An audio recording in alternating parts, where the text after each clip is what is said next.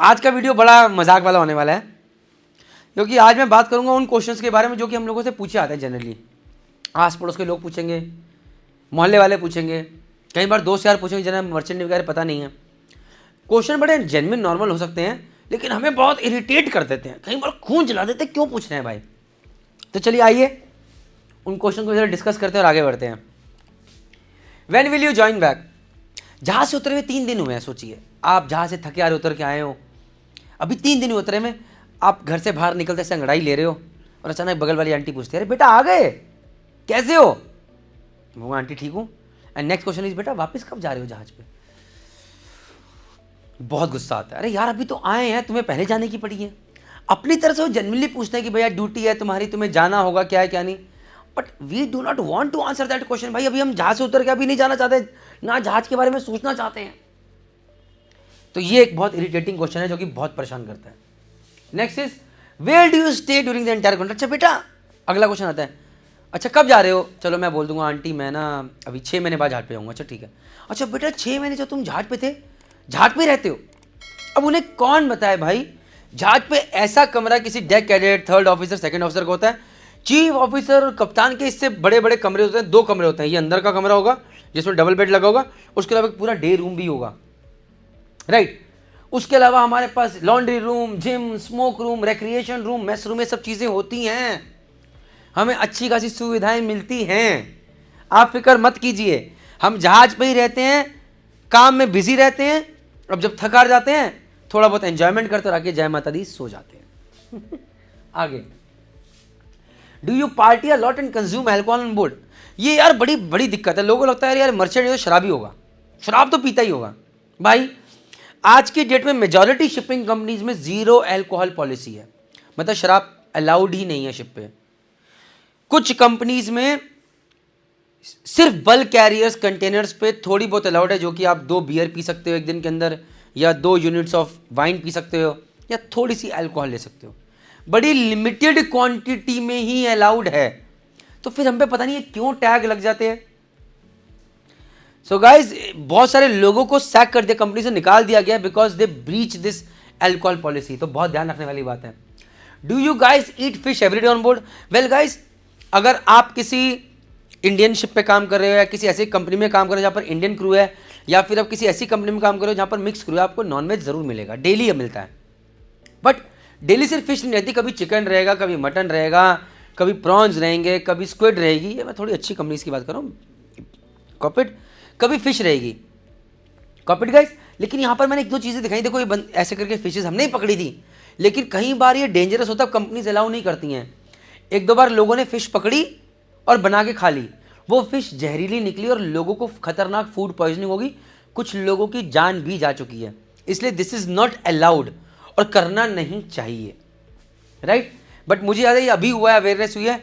जब एक बार मैं 3rd इंजीनियर था, हम अंगोला में हमारा शिप रुका हुआ था, तो हमने मच्छी से शार्क पकड़ी थी छोटी छोटी और खाई थी बना के। सो बट अगेन फिश कैसे मिलती है? ये ऐसे खूब सारा प्रोविजन आता है शिप के ऊपर, जिसको हम मीट रूम, फिश रूम में स्टोर करते हैं और फिर उसे बाद में चीफ कुक बना के, अगर चीफ कुक अच्छा है तो बहुत बढ़िया खाना बनता है, और अगर चीफ कुक बेकार है तो जय माता दी जाती है। तो यहाँ पर ये इंपॉर्टेंट नहीं है, इंपॉर्टेंट ये है कि भैया जो चीफ कुक है वो खाना कैसा बनाता है। खैर आगे बढ़ते हैं anyways. Next is, don't you guys get bored on ship? Well guys, पहली बात तो हम काम बहुत करते हैं, टू बी वेरी ऑनेस्ट।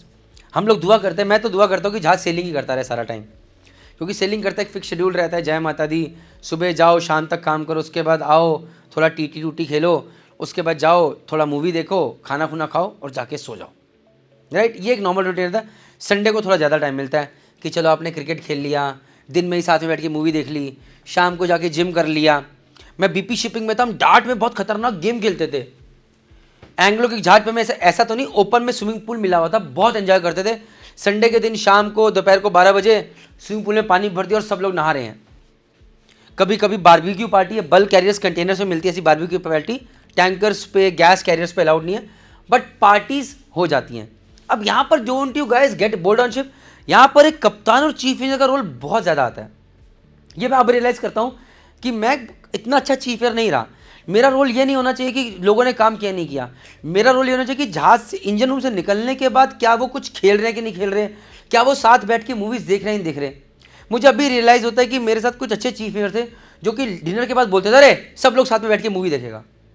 अब मुझे समझ में आया कि वो क्यों बोलते थे कि जब लोग सब साथ में बैठ के हंसेगा खेलेगा तो थोड़ा बॉन्ड बनेगा, जो कि इंटरेस्टिंग रहता है चीज़ें, जो कि कन्वीनियंट बनाता है चीज़ें, एक बॉन्ड बनाता है।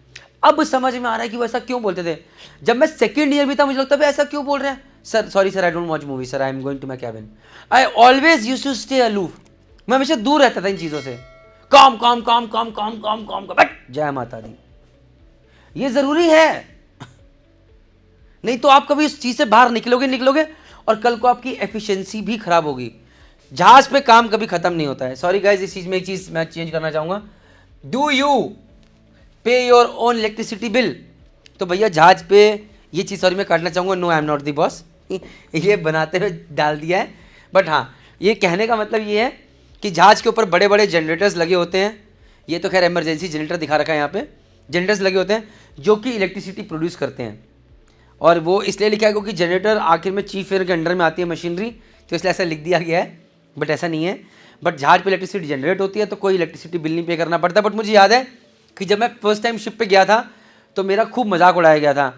तो हमें बोला गया था, मुझे बोला गया था, अरे शिप के यहाँ पर तुम्हारा बिजली का मीटर बाहर लगा हुआ है, बिजली ध्यान से चलाना, ज़्यादा मत चलाना, नहीं तो बिजली का बिल यहाँ पर $400 भी आता है, तुम्हारी सैलरी $415 है। तो मैं बहुत डर के रहा था पहले 5-7 दिन। जैसे ही बाहर निकलूँ लाइट बंद कर दूँ, बाथरूम जाऊँ तो बहुत ध्यान से लाइट चलाऊँ, बंद कर दूँ ताकि बिजली का बिल ज़्यादा ना आए। बाद में पता चला कि मेरा मजाक उड़ाया जा रहा था। ऐसा भी होता है जहाज़ के ऊपर। आगे बढ़ते हैं। Do you drink sea water? भाई जहाज पे पानी पीना और समुद्री पानी नहीं पिया जा सकता। हाँ, एक टाइम था मैं बिस्लरी वाटर बॉटल मिलती थी, बट अभी जहाज़ पे अच्छी बात क्या है कि ये वाटर बॉटल्स प्लास्टिक के जनरेशन के कारण बंद कर दी गई हैं। यस, हम लोग अपना हमारा फ्रेश वाटर जनरेटर रहता है जहाँ पर हम सी वाटर से पानी उबाल के उसको भाप को वापस से कंडेंस करके हम वापस सी वाटर बनाते हैं, विच इज़, और फिर हम उसे मिनरलाइज़र से पास करते हैं ताकि उसमें मिनरल्स ऐड हो सकें। फिर हम उसे यूवी स्टेरिलाइजर से पास करते हैं ताकि उसके अंदर अगर कुछ कीटाणु हैं, जर्म्स हैं, वो मर जाएँ, और वो पानी फिर हम पीते हैं जहाज पे। और उसके बाद उस पानी को हम फिर आरओ के थ्रू, शिप पे आरओ भी लगा रहता है, उसके थ्रू पास करते हैं ताकि वो जैसा हम घर पे पानी पीते हैं वैसा पानी हमें मिल सके। तो अभी ये चीज़ शुरू हो गई है। मिनरल वाटर बॉटल जब बहुत कम मिलती हैं, कंपनीज ने बोला भैया हमें प्लास्टिक नहीं ज़्यादा जनरेट करना है, which is a good thing. तो आज शिप में आरओ लगा होता है शिप के ऊपर। तो पहले ये पानी प्रोड्यूस करते हैं भाई साहब, जिसकी भी जिम्मेदारी इंजीनियर्स की होती है, और फिर वो आरओ के थ्रू जाता है और फिर वो पानी हमें मिलता है। Last but not the list, अभी रिसेंटली मैं अपने एक दोस्त से मिला तो बहुत इम्प्रेस था कि अरे यार तुम लोग तो बिल्कुल फिजिकली फिट रहते हो, तुम लोग तो गजब रहते हो, तुम लोगों की पर्सनैलिटी बहुत अलग है। मैंने बोला, पहले तो मैं खुश हुआ, मैंने बोला बड़ा बढ़िया बोल रहा है यार ये मेरे बारे में, बड़ा अच्छा है। फिर मैं सोचा मैं किसी एंगल से फिजिकली फिट नहीं लग रहा, ऐसा क्यों बोल रहा है? कहता है यार तुम लोगों की तो खतरनाक ड्रिल्स होती हैं, तुम लोगों को तो परेड कराई जाती है। मैंने बोला अबे यार, और ये अभी कुछ टाइम पहले की बात है ये। अबे यार ये पूरी जय माता दी कर दी इसने मूड की मेरे।